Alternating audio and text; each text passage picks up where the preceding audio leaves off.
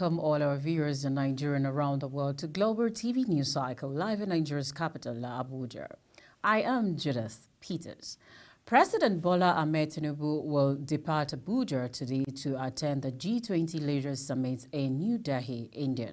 On the invitation of Indian Prime Minister Narendra Modi, a statement released on Sunday in Abuja by Andrew Ngalale, special advisor to Tinubu on media and publicity, says on the sideline of the summit, the president will participate in and deliver keynote addresses at both the Nigeria-Indian Presidential Roundtable and the Nigeria-Indian Business Conference, stating that the CEO Roundtable will be attended by leading industrials in the Indian private sector, Nigeria industrialists, as well as senior government officials from both countries. Andrew said the president aims to leverage the platform to attract global capital and promote increased foreign direct investment in key labor-intensive sector of Nigerian economy for job creation and revenue expansion. The presidential spokesman, President, said Tinubu will seize the opportunity to highlight Nigeria's attractiveness as an investment destination, specifically outlining its cross-sectoral reform plan as encapsulated by the Renewed Hope agenda. Also, the Vice President, Senator Kashim Shettima, says it is essential for political aides to exercise discretion in both their public and private lives and to avoid any actions that could tarnish the government's reputation. The Vice President gave the charge today during the opening ceremony of a retreat and sanitization program on administrative procedure and governors in the public sector. Kikelomo Okere has the details. Speaking to participants, which include political aides and senior civil servants on the topic, Forging a Path to Responsible Governance, a call to political aides, Vice President Shettima pointed out that the retreat is designed to facilitate their transition and equip them with the fundamental tenets of public sector administration and governance. Will undergo more intense scrutiny, occasionally even rigorous criticism. Therefore, it is absolutely essential to exercise discretion in both their public and private lives and to avoid any action or actions that will tarnish the reputation of the government. On the sensitive of their roles as political aides, Vice President says they are bound by the laws of the country in all matter of official correspondence. These laws outline the consequences for international and unintended mishandling of information entrusted to their care. In his welcome remark, the permanent secretary of the State House, Engineer Funsho Adebiyi, disclosed that the training was aimed at registering the commitment of the political aides towards actualizing the goals of President Bola Ahmed Tinubu-led administration. To look at how to manage what I call our bosses interrelationship. And not only that, we are here to see what is the schedule of duty of the principal staffs, principal aides of our principals, if you understand what I mean now. What do we do? How do we do it in a way as not to in any way embarrass our principals? Not only that, we are here to also look at relationship with other tiers of government, National Assembly, as well as the judiciary. It is important, we've soon discovered in the course of our lecture, the interrelationship between the executive, the legislature, and the judiciary. The Vice President, however, called for synergy and teamwork, stating that their primary instinct should always revolve around the recognition that they are part of a team united in the pursuit of a shared objective. Kikelomo Okere, Global Television News, Abuja. Thank you very much, Kikelomo Okere, for that report. Also, the Minister of Works, David Umahi, has debunked news making the rounds alleging that the ministry under his leadership is pursuing an agenda to move from asphalt to concrete roads. In a bid to award contracts to a company in which he has an interest, Umahi gave the declaration during a press briefing held at the conference room of the ministry in Abuja. Umahi stated that he does not have friends, enemies, and all companies, maintaining that his assignment as the Minister of Works is to deliver impact-focused projects across the country. Uyi Agbomofuegbe has the details. The Minister of Works will also deny the allegation that he was sidelining directors of the ministry. They disclosed that he carries along the directors and accepts their opinions when they are super, adding that he is poised to work in line with the renewed hope agenda of President Tinubu. I read in social media where one Guardian newspaper is accusing me that I want to change the concept of the asphalt to concrete so that I'll give the job to my company. I don't have companies. Then to my cronies, I have no friend nor enemy when it comes to this assignment. The first and foremost thing is that no man recommended me to the president. I believe that is the will of God for me to be the Minister for Works. And so I have the fear of God, and I want to make it very clear. And I will not place the interest of anybody ahead of the interest of God. And the interest of God is the interest of the people. And the second one is the interest of the president, in line with his renewed hope agenda. They even say that I sideline the directors in the ministry. It's only directors that can sideline themselves if they don't conform to the renewed hope agenda. I carry the directors along, and good enough, we are professional. He said he was aware of the campaign of calumny by some individuals who are not ready to accept the fact that things must be done in line with global best practices. He revealed that a lot of work is not going on in the Southeast and announced that he will be going there on inspection, and whoever has received money for a bad job or an undone job will be compelled to go back and do what he has been paid for. Through the power and help of God, I can fix any road. But you are aware there is no money. So as Nigerians are praising Mr. President for bringing me on board, I also commend them and I thank God for Mr. President and I thank God Almighty. But it's miracles I'm praying for. Every day I pray for funding to my ministry and greater wisdom to unravel the situation we are into now. We are not even talking about any new projects. The ones that are ongoing can continue to go even with good funding for the next 20 years. So I will need funding to do the work. And we all have to think on how we can initiate some funding, whether we call it through tax or whatever name we can call it. We have to find a way. You are aware of the economy as it is now. You are aware of the debt burden. And so I'm not going to be pushing the president, so hard. But I will ask you to join me in prayers and to think outside the box. And for us as Nigerians, any fund available, let us utilize it judiciously and with the fear of God. He further added that the ministry has always engaged its contractors in agreement with the general condition of contract, which is the standard that all engineers are expected to abide by.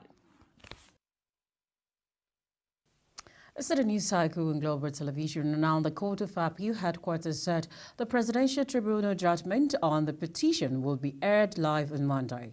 The court said this was to promote transparency and openness and for Nigerians to watch.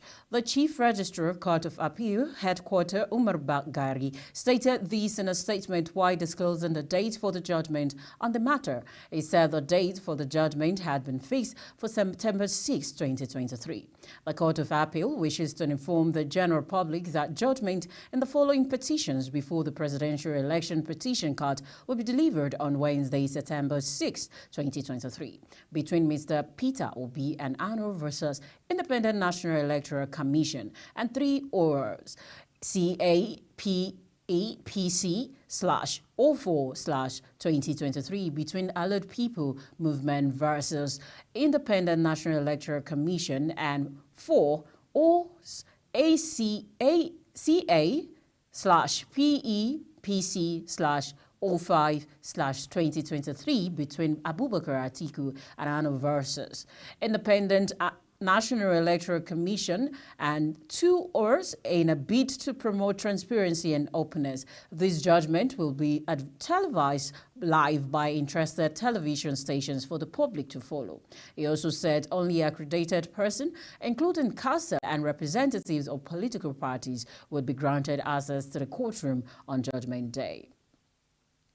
Also, the federal government says it is ready to meet with the labor union today in its desperate effort to avert the Nigeria Labour Congress warning strike scheduled for Tuesday and Wednesday. However, the labor union said there was no going back on the 2-day warning strike, even as it affirmed that it remained open to negotiation with the government despite breaking its previous promises. Already, some state chapters of the NLC said they were ready to proceed with the strike, while some others said the executive committee would meet on Monday as a precursor on the strike. The NLC had an accompanying jointly signed by its president, Joe Ajaero, and national secretary, Emmanuel Okwaja, on Friday said the decision to go on national strike followed the failure of the President Bola Tinubu-led government to dialogue with organized labor on effort to cushion the effect of the removal of petrol subsidy on the poor masses.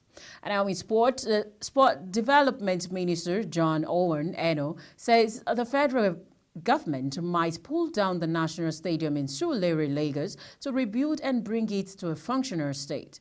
Owen Eno, who had earlier said he would go ahead with a planned concession of the facility, noted that the government would only take decision that would resuscitate the nearly mothballed facility. The National Stadium, which was built in 1972 ahead of the All-African Games in 1973, has not functioned effectively for over 15 years due to poor maintenance of the facility. Speaking at a meeting with stakeholders in Lagos on Friday, Owen Eno said he had been forced to give a second thought to the planned concession given to the state of the facility, adding that, however, that government would take the best possible option. The governor of Edo State, Godwin Ogbastake, on Monday swore in the chairman of the 18 local government areas elected in Saturday's council election amid calls by the All Progressive Congress to halt the ceremony.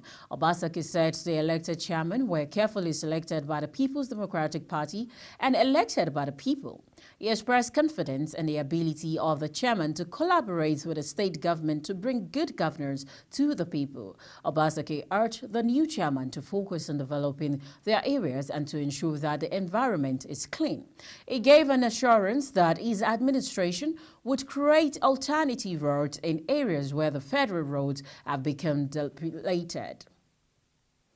Also at exactly 9:07 a.m., Lagos State Governor Babajide Sanwo-Olu on Monday entered one of the Blue Line rail coaches to flag off the commencement of commercial operation on the Lagos interstate train service. 6 minutes later, the train taxied with Sanwo-Olu, permanent secretaries and political leaders on board. Sanwo-Olu's media aide, Jibril Gatward, last week disclosed that the rail operation will start with 12 trips for 2 weeks, which will be ramped up to 76 trips per day. According to Gatward, a full journey from Marina to Maitu will cost 750 naira, while zonal fares will be between 400 naira and 500 naira for people that not making the complete full trip.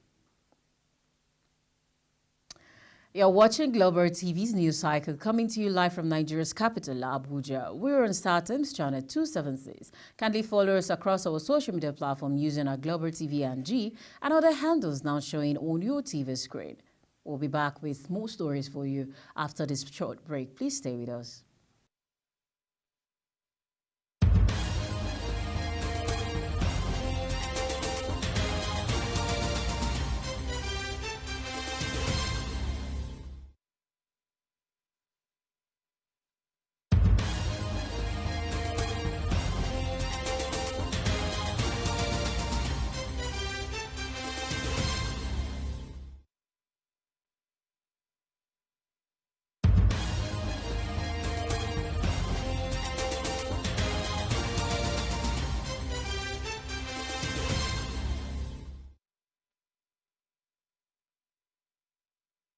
Welcome back, and if you're just joining us, it's still Global Television bringing you live broadcasts of the news cycle from Nigeria's capital, Abuja. Still on the news, Godswill Akpabio has directed the Senate Committee on Finance to embark on aggressive oversight of revenue-generating agencies with a view to curbing revenue leakages in the country. Akpabio specifically directed a panel to scrutinize the remittances of the agencies and government-owned enterprises and make sure that all revenues they generate are properly deposited in the Federation account. The chairman, Senate Committee on Finance, Senator Sani Musa, disclosed this in a statement in Abuja on Sunday. The senator, who is representing Niger East and Tora District in the National Assembly, said his panel was asked to ensure that all remittances are done in accordance with the provision of the Fiscal Responsibility Act. And on the foreign, the United Kingdom at the weekend reviewed that it truly wanted to encourage the multinational of British origin to invest into Nigeria, especially Southeast. The UK, however, observed that building a stronger and more conducive business environment is crucial to luring British companies to the country. The British Deputy High Commissioner in Lagos, Johnny Baxter, made the remarks at the inaugural Enugu State Diaspora and Investment Roundtable held in the Coal City on Friday. The roundtable was attended by development partners, senior level executives from public and private sector, and other domestic financial institutions. In spite of efforts by the Economic Community of West African States, ECOWAS, the African Union, AU, and other entities within and outside the African continent to resolve crisis in Niger Republic, there seems to be no resolution in sight. It has been weeks since the one-week ultimatum issued by ECOWAS expired, and the junta has shown clear signs of not budging anytime soon. While Niger continues to grapple with political and socio-economic challenges, the Malian junta led by Colonel Assimi Goïta is alleged to have recently granted the Niger junta a large amount of financial assistance, approximately CFA 55 million, to help the National Council for the Safeguard of the Homeland to pay Nigeria's civil servants and soldiers. Ukraine says Russia launched a 3.5 drone attack on the southern part of the Odessa region earlier on Sunday, hitting a Danube River port infrastructure and injuring at least 2 people. Ukraine's Air Force said on the Telegram app that its air defense system shot down 22 of the 25 Iranian-made Shahed drones that Russia launched on Odessa in the early hours of Sunday morning. Ukraine's South Military Command said on social media at least 2 civilians were injured in the attack on what it said was the civil infrastructure of the Danube. Still on the foreign scene, Australia has successfully evacuated a Sikh Antarctic researcher from a remote outpost on the icy continent, and urgent rescue operation was launched last week to reach the man, who has an undisclosed developing medical condition. The man is now en route to Tasmania, where he will receive specialist assessment and care. In an update on Monday, the Australian Antarctic Program, AAP, said the man had been flown to its icebreaker, RSV Nuhina. The ship had traveled more than 300 kilometers, 186 miles, to reach him. On Sunday, it was deemed close enough to the Casey Research Station for 2 helicopters with a medical retrieval team on board. To deploy medical facilities are limited on the research station, and only about 20 people live there during winter when conditions are at worst. With the first stage of the rescue mission complete, the ship is expected to arrive back in the city of Hobart next week. And to end the story this evening, a quick look at our sports. Nigeria long jumper Asa Brume has recovered instantly from the setback of the women's long jump final at the 2023 World Athletics Championship in Budapest, as she claimed a bronze medal at the Xiamen Diamond League in China. The 27-year-old who won bronze at the 2029 edition of the World Athletics Championship in Doha, Qatar, and earned a silver medal in Oregon, U.S. in 2022, was one of Nigeria's brightest hope for a medal in Budapest. However, that dream was ended after Broome finished fourth in the final. Despite recording a season's best jump of 6.84 meters, a mark was not enough to give Nigeria a medal. For more on sports, let's join Sharon Ajay. Super Eagles coach Jose Peseiro has renewed contract with Nigeria Football Federation (NFF) on Sunday, following the contract worth $70,000 per month, billed to expire in June 2023. The 62-year-old Portuguese has also now agreed to continue in the role after accepting a pay cut on his earlier terms. Based on the new terms, he will also handle the home-based Super Eagles. Let's turn to Europe, where the La Liga match scheduled between Atletico Madrid and Sevilla has been postponed on Sunday due to the extremely high risk of flooding in Madrid, the Spanish Soccer League said. The league management said, facing the exceptional weather situation in Madrid, the president of the RFEF, the sports minister, and the CEOs of Atletico de Madrid and Sevilla has taken the decision to postpone the match. The new date and time of the match will be communicated soon, La Liga said in a statement on Sunday. Sharon Ajay reporting for Global TV News. Thank you very much, Sharon Ajay. And that's it on Global TV News Cycle, live from Nigeria's capital, Abuja. We are on StarTimes channel 276. Kindly follow us across our social media platform using @Global TV NG and other handles now showing on your TV screen. On behalf of the production team, I am Judith Peters. Thank you so very much for watching. I'll see you again.